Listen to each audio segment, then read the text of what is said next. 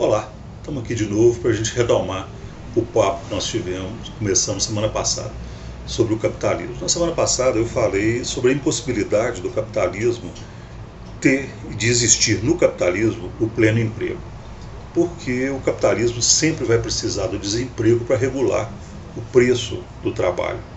Hoje eu quero falar sobre outro aspecto do capitalismo, e é um aspecto que a gente vive bem de perto. Todos nós vivemos bem de perto esse aspecto, que é o seguinte: o capitalismo ele cria em nós a ideia de que é possível você, com um certo grau de talento, de disposição, de espírito empreendedor, você consegue vencer, subir na vida, né? E é claro que isso é possível. É claro que é possível, não é impossível. Mas isso é a exceção. Isso não é a regra. A regra não é essa.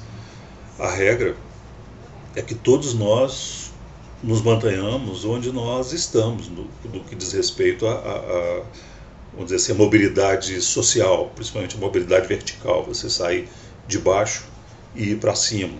Sair de cima e ir para baixo é mais fácil, mas sair de baixo e ir para cima é uma tarefa complicada.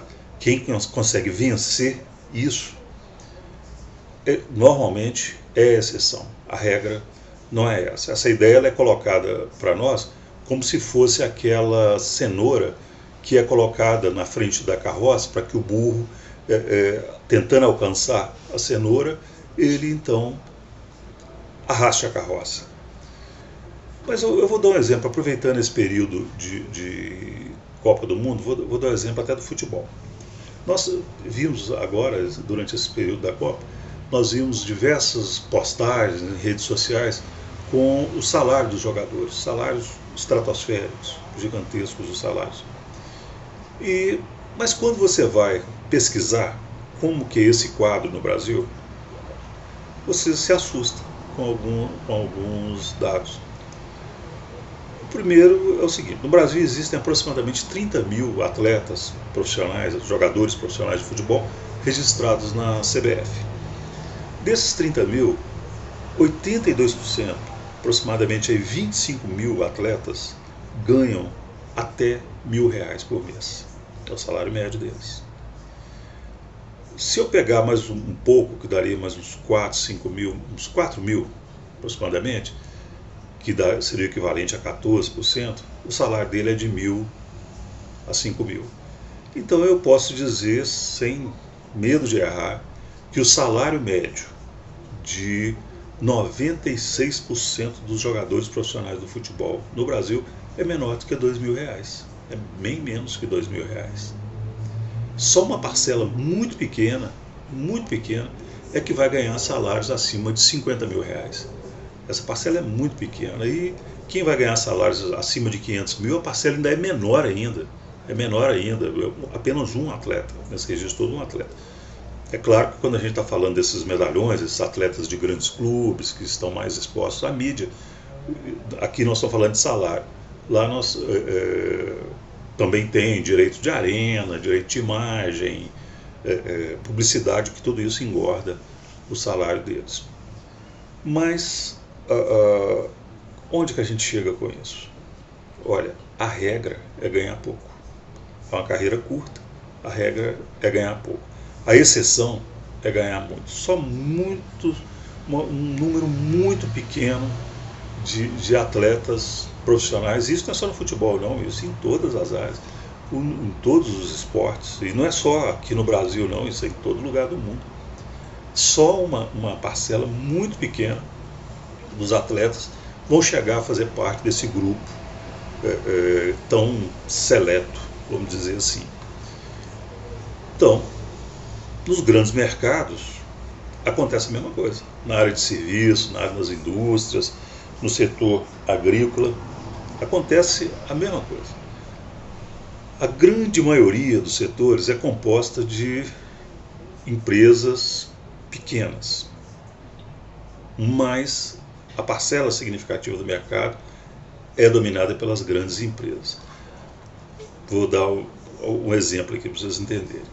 Olha só, Se você pegar as 4 maiores empresas de cimento que fabricam cimento no Brasil, elas dominam 53% do mercado. Esses dados que eu estou falando aqui, todos eles você pode conferir nos sites do Sebrae, eles estão lá.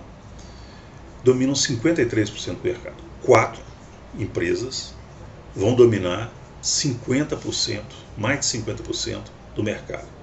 É claro que se essas 4 empresas se juntarem, né, elas estabelecem os preços onde elas querem. Da mesma forma, o mercado siderúrgico, que fabrica o ferro da construção. Esse mercado, as 4 maiores empresas, da mesma forma, também dominam 50% do mercado. Então isso me leva ao seguinte: o concreto, que é a matéria-prima fundamental para a construção civil, depende do humor de 8 empresas. 8 empresas são capazes de determinar os preços do concreto. E lembrando que o concreto, depois da água tratada, é a mercadoria mais consumida no mundo. Então, o impacto é muito grande. Agora, as outras áreas de insumos de construção civil, né, como tijolos, telhas, madeira, tinta, esses aí os mercados já são mais pulverizados, né, com pequenas empresas na sua maioria. Assim também como é pulverizado o mercado de construção. Toda a cadeia produtiva da construção ele é extremamente pulverizado, composto de pequenas empresas. E as pequenas empresas elas não têm o grau de articulação que as grandes empresas têm para poder estabelecer o nível de preço dos seus bens e serviços. Enquanto que os outros, né, as empresas grandes, conseguem fazer isso porque elas são poucas. Quando você é pequeno, a sua ação individual não tem nenhum impacto no mercado. Já as empresas grandes, o impacto delas é muito grande, muito grande. Elas podem combinar suas estratégias, podem diminuir a oferta, aumentar os preços, e assim elas compensam as variações que eu falei no nosso encontro passado. A estratégia que elas têm é dessa maneira. É muito difícil que uma pequena empresa vire uma grande empresa. Não é impossível, mas é muito difícil. O índice de mortalidade, vamos dizer assim, das empresas no Brasil é muito alto. Só 40% das empresas conseguem completar 5 anos. 60% das empresas morrem antes. 60% das empresas que são abertas vão fechar antes de completar 5 anos de existência. A idade média das empresas no Brasil dá em torno de 9,7 anos. Essa é a idade média das empresas no Brasil. Quanto maior a empresa, maior a sua idade média. Quanto maior ela fica, maior, mais tempo ela consegue sobreviver no mercado. Aí eu te chamo a atenção um fato. Normalmente, as grandes empresas já nasceram grandes. Você não consegue dar exemplo de, talvez, as construtoras que nasceram, né, pequenas, as construtoras grandes que existem no Brasil aí, que nasceram pequenas e que foram, ao longo do tempo, foram crescendo, mas elas, como eu disse anteriormente, elas são a exceção, a regra não é essa. A regra é que as empresas fechem, 60% das empresas fechem antes de completar 5 anos e que a idade média das empresas seja 9,7 anos de vida. Um outro fator é como que as coisas são distribuídas. No Brasil, existem 6,4 milhões de estabelecimentos comerciais. Desses 6,4 milhões, 99% são micro e pequenas empresas. Essas micro e pequenas empresas, elas respondem por 52% da oferta de emprego e 28% do faturamento total, né, das empresas. O que quer dizer isso? 1% dos estabelecimentos brasileiros é responsável por 48% dos empregos e por 72% do faturamento. Então esse 1% ele tem um poder de fogo muito grande, ele consegue colocar os seus preços onde eles querem, eles têm poder de fogo para fazer compras, né? Eles regulam o mercado, regulando a oferta dos seus produtos, né? É o caso, um exemplo próximo da gente também, que a gente vê todo dia, são as grandes redes de supermercado e as farmácias. As farmácias hoje, todas elas, até nas cidades médias e menores, há um avanço muito grande das grandes redes de farmácia. Elas chegam e vão tirando as pequenas empresas que não conseguem competir com ela.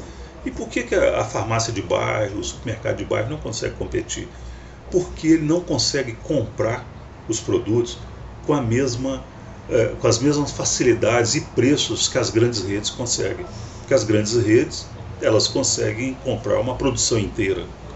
Elas têm, normalmente, as grandes redes, as grandes empresas são normalmente relacionadas com grandes estabelecimentos financeiros também, então elas conseguem resolver as coisas de uma maneira mais rápida, né? As vendas das grandes empresas normalmente são vendas financiadas, né? Qualquer venda que ele faz a prazo, ele negocia aquilo como recebível junto ao banco e transforma aquilo numa venda à vista. E ele compra a prazo, né? Normalmente o dinheiro nas grandes empresas ele gira muito rápido e ele permite então que haja uma pressão muito grande junto aos fornecedores. E com isso, como eu disse, ao fazer isso, ele mantém um nível de preço que é inatingível para as pequenas empresas. Em resumo, as grandes empresas, elas conseguem tecer uma rede de autoproteção que impede, entre outras coisas, que as empresas pequenas cresçam. É impossível que uma empresa pequena cresça até ficar grande? Não, claro que não. Mas, como eu disse, é a exceção. A regra é que ela não sobreviva. Então, em face disso, a gente volta lá no início.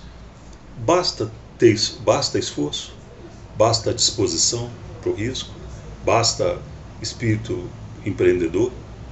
Não, isso não é o bastante. Então, nós não temos essa liberdade, o capitalismo não nos dá essa liberdade que a gente imagina que a gente imagina poder desfrutar com ele, tá bom? A gente volta para falar mais desse assunto. Obrigado, até outra vez.